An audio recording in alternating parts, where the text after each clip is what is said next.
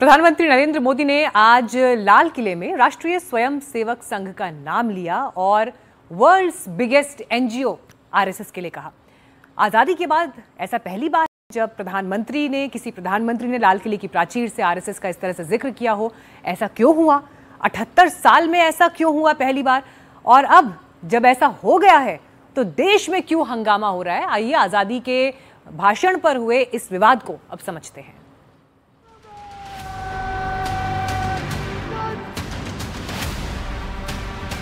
नमस्ते सदा वत्सले मातृभूमे। आज से 100 साल पहले एक संगठन का जन्म हुआ, राष्ट्रीय स्वयंसेवक संघ। त्वया हिंदू भूमे सुखं वर्धितोऽहम्। 100 साल की राष्ट्र की सेवा एक बहुत ही गौरवपूर्ण स्वर्णिम पृष्ठ है।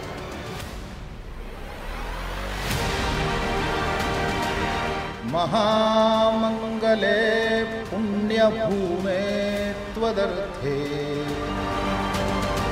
पतत्वेशकायो नमस्ते नमस्ते।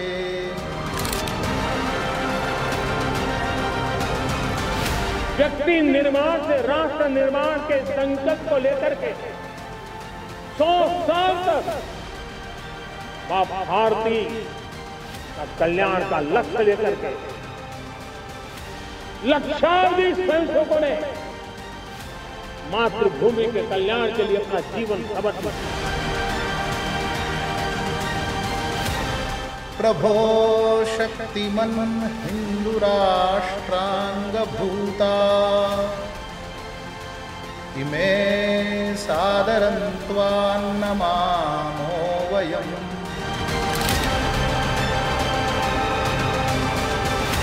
समर्पण, संगठन और अप्रतिम अनुशासन जिसकी पहचान रही है, ऐसा राष्ट्रीय स्वयंसेवक संघ दुनिया का एक सबसे बड़ा एनजीओ है। इस प्रकार से 100 साल का उसका समर्पण का इतिहास है। त्वदीयाय कार्याय बद्धाकटीयम् शुभामाशिषं देहि तत्पूर्तये।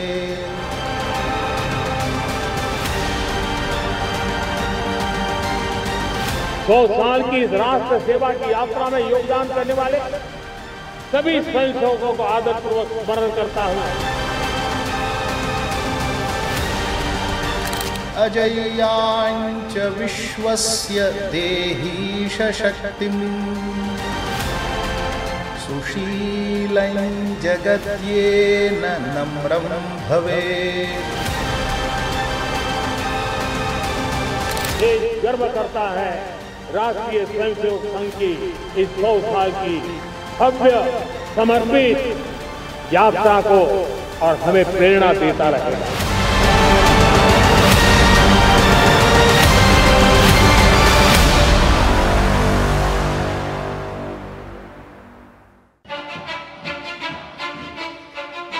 सौ साल की सेवा और समर्पण के बाद जो संगठन तैयार हुआ उसे अनुशासन के लिए खास तौर पर जाना जाता है। राष्ट्रीय स्वयंसेवक संघ की स्थापना 1925 में हुई। तारीख 27 सितंबर थी, पर्व विजयदशमी का था। संस्थापक के रूप में पहचान केशव बलिराम हेगड़े की होती है। दूसरे संघ प्रमुख का नाम माधव सदाशिवराव गोलवलकर है। उनके बाद से अब तक 4 और संघ प्रमुख हुए हैं। डॉक्टर मोहन राव मधुकर राव भागवत मौजूदा संघ प्रमुख है।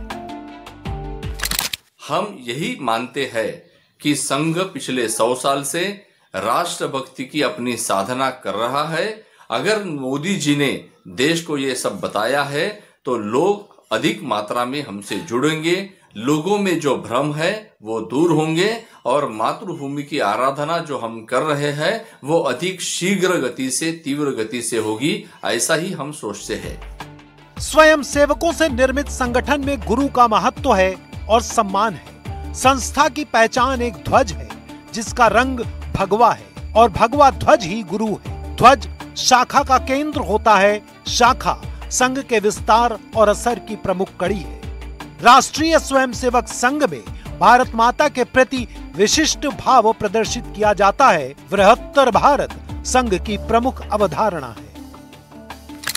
प्रजातंत्र चला, प्रजातंत्र पर संकट आया, तब लोगों ने उसका प्रतिकार करके प्रजातंत्र को कायम रखा और आज आश्चर्यकारक रीति से भारत एक प्रजातांत्रिक देश के नाते प्रजातंत्र के मामले में सारी पृथ्वी में आगे है।